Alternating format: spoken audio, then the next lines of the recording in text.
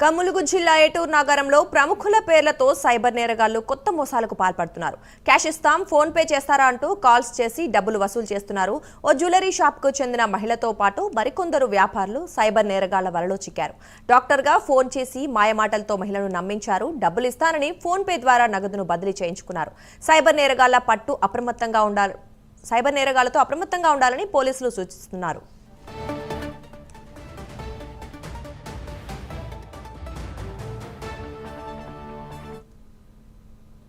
ఇదే అంశానికి సంబంధించి మరింత సమాచారం మా కరెస్పాండెంట్ తిరుపతి అందిస్తారు. తిరుపతి, చెప్పండి, ఏటూరు నగరంలో అంటే ఇలాంటి సైబర్ మోసాలకు పాల్పడుతున్నట్లుగా తెలుస్తోంది. మరి దీనికి సంబంధించిన వివరాలు ఏంటి? ఎవరైనా ఆ నిందితులు ఎవరు అనేది ఏమైనా తెలిసిందా? దుర్గా, ములుగు జిల్లా ఏటూరు నగరంలో సైబర్ మోసాల టెన్షన్ అయితే నెలకొంది. ప్రముఖుల పేర్లతో సైబర్ నేరగాళ్లు కొత్త మోసాలకు పాల్పడుతున్నారు. స్థానికమైనటువంటి వైద్యుల పేర్లు చెప్పి అత్యవసరంగా డబ్బులు కావాలంటూ నీకు క్యాష్ ఇస్తాం, మాకు ఫోన్ పే చేస్తావా అంటూ ఫోన్ కాల్స్ చేసి డబ్బులు వారి అకౌంట్లో జమ చేసినటువంటి పరిస్థితి కనబడుతుంది. Phone pay and Google pay ద్వారా నగదును సైబర్ నేరగాళ్లు వారి అకౌంట్ కు బదిలీ చేయించుకుంటారు. అయితే సైబర్ ఫోన్ కాల్ తో ఇటీవల జ్యువెలరీ షాప్ కు సంబంధించినటువంటి మహిళ కావచ్చు, మరికొంతమంది వ్యాపారులు వారి అకౌంట్ కు ఫోన్ పే చేసినట్టు తెలిసింది. మా దగ్గర నగదు ఉంది, ఫోన్ పే ద్వారా డబ్బులు పంపించండి, ఎదురుగా ఉన్న వైద్యశాల డాక్టర్ గా ఫోన్ చేసి ఆ మహిళకు మాయమాటలతో నమ్మించినటువంటి ఆ పరిస్థితి కనబడుతుంది. అయితే ఎదుర్కొన్నటువంటి డాక్టర్ కనుక పుట్టకపోతే ఏమనుకుంటారన్న ఉద్దేశంతో ఆ మహిళ డబ్బులు పంపించింది. ఆ పంపించిన తర్వాత మళ్ళీ ఆ కాసేపుకి ఫోన్ చేసి తను డాక్టర్ ను మహిళ తిరిగి కాల్ చేసింది. అయితే తాను కాల్ చేయలేదు, ఎవరో చేశారో తెలియదు అని డాక్టర్ సమాధానం ఇవ్వడంతో ఆ మహిళ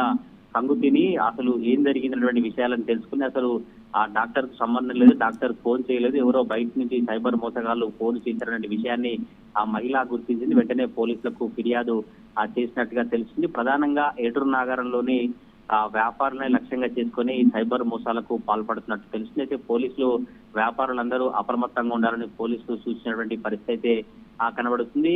చాలా మంది అమాయకులు ఇప్పటికే సైబర్ నేరగాళ్ల ద్వారా మోసపోతున్నటువంటి పరిస్థితి అయితే కనబడుతుంది. ములుగు జిల్లా ఏటూరు నగరంలో ఉన్నటువంటి ప్రముఖ ప్రైవేటు వైద్యశాలకు సంబంధించిన డాక్టర్ల పేర్లు కావచ్చు, ప్రముఖుల పేర్లు చెప్పి సైబర్ నేరగాళ్ళు అయితే ఫోన్ కాల్ చేసి ఫోన్ పే, గూగుల్ పే ద్వారా డబ్బులను వారి అకౌంట్ కు బదిలీ చేసినటువంటి పరిస్థితి కనబడుతుంది. ఈ అంశం అయితే ఇప్పుడు 2-3 రోజుల నుంచి ఏటూరు నగరం టౌన్ లో అయితే ఒక కలకలం సృష్టించినటువంటి పరిస్థితి కనబడుతుంది. సైబర్ నేరగాళ్ల వలలో పడకుండా అప్రమత్తంగా ఉండాలని పోలీసులు ఇచ్చినటువంటి పరిస్థితి కనబడుతుంది. ఆ నెంబర్ ద్వారా కూడా ట్రేస్ చేసేటువంటి అవకాశాన్ని అయితే పోలీసులు సూచించినటువంటి పరిస్థితి కనబడుతుంది. ఎవరైతే బాధిస్తున్నారో వారి దగ్గర పూర్తిగా వివరాలు సేకరిస్తున్నట్టుగా మనకైతే సమాచారం అంతా ఉంది. దుర్గా, రైట్. అయితే ఇప్పటి వరకు ఎంత మంది దగ్గర అంటే ఇలా వసూలు చేశారు, మరి ఎంత అమౌంట్ వరకు కలెక్ట్ చేసి ఉంటారని ఏమైనా ఉన్నాయా ఆధారాలు?